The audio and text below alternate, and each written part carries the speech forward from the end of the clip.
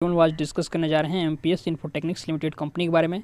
हम सभी जानते हैं कि एमपीएस इन्फोटेक्निक्स का एक और नाम है जिसको हम लोग विशेष इन्फोटेक्निक्स के नाम से जानते हैं, यानी कि दो नाम है लेकिन कंपनी एक ही है। तो अलग अलग नाम से यूट्यूब पर इसके बारे में वीडियो बनता रहता है, तो आपको कन्फ्यूज नहीं होना है। चाहे एमपीएस इन्फोटेक्निक्स कहें या विशेष इन्फोटेक्निक्स कहें, कंपनी एक ही है।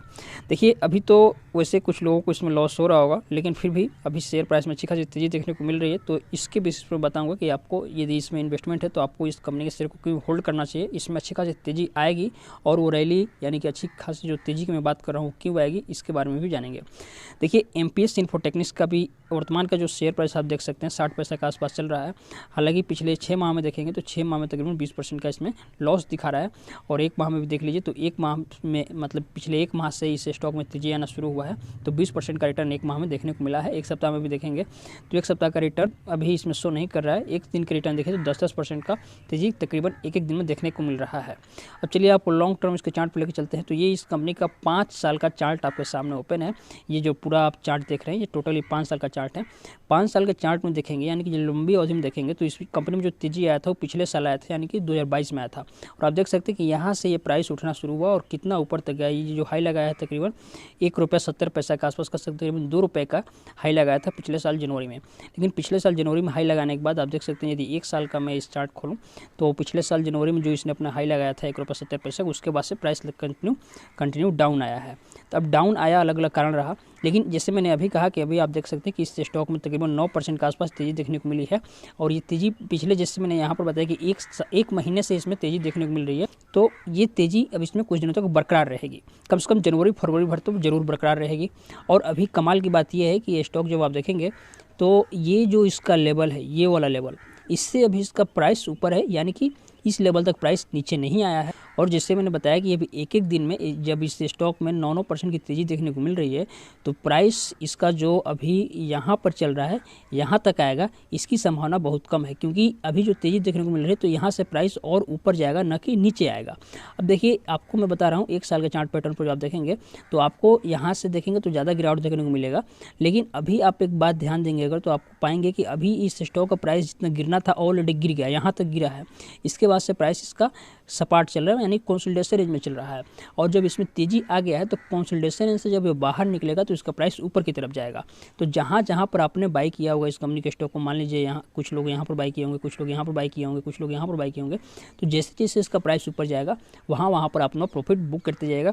यानी कि यदि आपको लॉस हो रहा है तो अपना शेयर बेच के निकल जाएगा, या यदि आपका नजरिया लंबी अवधि का है तब आप इस स्टॉक में बने रह सकते हैं, तब तो आपको कुछ सोचने की बात नहीं है। लेकिन सवाल है कि क्या लंबी अवधि तक हमें इस स्टॉक में बने रहना है, ये डिपेंड करता है कंपनी काम क्या करती है, कंपनी का फंडामेंटल कैसा है, इन सब चीज़ों पर। तो एक नज़र उस पर भी डाल लेते हैं। तो देखिए, विशेष इन्फोटेक्निक्स जिसको एमपीएस इन्फोटेक के नाम से जानते हैं, ये कंपनी देखेंगे तो आईटी सेक्टर से बिलोंग करती है, यानी कि आईटी सेक्टर में काम करने वाली एक छोटी सी कंपनी है जिसका मार्केट कैप सिर्फ 208 करोड़ के आसपास है। देखिए, इस कंपनी का मार्केट कैप जिस लिहाज का है उसके हिसाब से शेयर प्राइस थोड़ा और ज़्यादा रहता तो बेहतर रहता, लेकिन शेयर प्राइस में तेज़ी नहीं आने के पीछे वजह है कि कंपनी का जो आरओई है और आरओसी दोनों निगेटिव में है। और जब तक ये दो चीज़ निगेटिव में होता है तो कंपनी के शेयर प्राइस में भले अभी जैसे मैंने बताया कि 9% की तेज़ी देखने को मिल रही है, लेकिन लॉन्ग टर्म में ये ग्रोथ सस्टेन रहेगा कि नहीं ये कहना काफ़ी मुश्किल है, क्योंकि रिटर्न ऑन इक्विटी और रिटर्न ऑन कैपिटल एम्प्लॉयड दोनों नेगेटिव में है। और जब नेगेटिव में है तो बहुत समय लग सकता है इसके पॉजिटिव में आने में, और जब तक रिटर्न ऑन इक्विटी पॉजिटिव नहीं आएगा आपका जो इन्वेस्टमेंट है उस पर अच्छा खासा रिटर्न मिलेगा, ऐसा कहना थोड़ा मुश्किल होता है। अब यहाँ पर देखिए, यदि कंपनी के प्रोज और कॉन्स की बात करें तो प्रोज में सिर्फ दो ही प्रोज है। एक तो कंपनी डेब्ट फ्री है, और जैसे मैंने बताया कि कंपनी का शेयर प्राइस इसके बुक वैल्यू से कम है। और दूसरा कॉन्स में देखेंगे तो इसकी निगेटिव बातें ज़्यादा है, जैसे इसका इंटरेस्ट रेट काफ़ी कम है, कंपनी का 3 साल में पुअर सेल्स ग्रोथ रहा है। यहाँ पर देखिए क्वार्टरली रिजल्ट की बात करते हैं तो क्वार्टरली रिजल्ट में आप देखेंगे तो पाएंगे कि इसका जो सेल्स है ये मतलब धीरे धीरे ना बढ़ा है ना कम हुआ है, एक क्वार्टर में बढ़ जाता है, एक क्वार्टर में कम हो जाता है। प्रॉफिट का भी वही हाल है, प्रॉफिट तो है नहीं, कंपनी पिछले कई क्वार्टर से आप देख सकते हैं कि लॉस में ही चल रहा है। अभी भी कंपनी तकरीबन 1 लाख के आसपास लॉस में, 1 लाख से थोड़ा ज़्यादा ही है। तो जब तक इस कंपनी का अच्छा सेल्स ग्रोथ नहीं होगा तब तक ये कंपनी प्रॉफिट में नहीं आएगी, और जब तक प्रॉफिट नहीं बढ़ेगा तब तक कंपनी का ये जो रिटर्न ऑन इक्विटी है ये रिटर्न ऑन इक्विटी जो है पॉजिटिव में नहीं आएगा, और तब तक शेयर प्राइस में तेज़ी नहीं आएगी।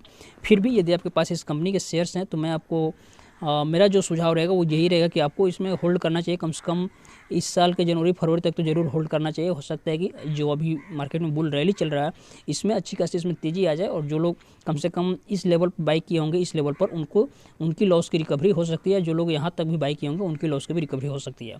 तो विशेष इन्फोटेक्निक्स की यदि बात करें तो कोई नया इसमें अपडेट निकल कर सामने नहीं आया है, लेकिन इस कंपनी के बारे में जो जानकारी अभी थी और जो मोटा मोटी बात जानने को था मैंने आपको बता दिया है। फिर भी यदि लगता है कि यदि कुछ छूट रहा है और आपको कुछ और जानना है तो आप मुझसे कमेंट पे पूछ सकते हैं, या पर्सनली मुझसे जुड़कर बातें करना चाहते हैं तो आप मुझे इंस्टाग्राम पे फॉलो कर लीजिए, जहाँ मैं सबकी बातों का तसल्ली से जवाब देता हूँ। मिलते हैं अगली वीडियो में, तब तक के लिए धन्यवाद, शुक्रिया।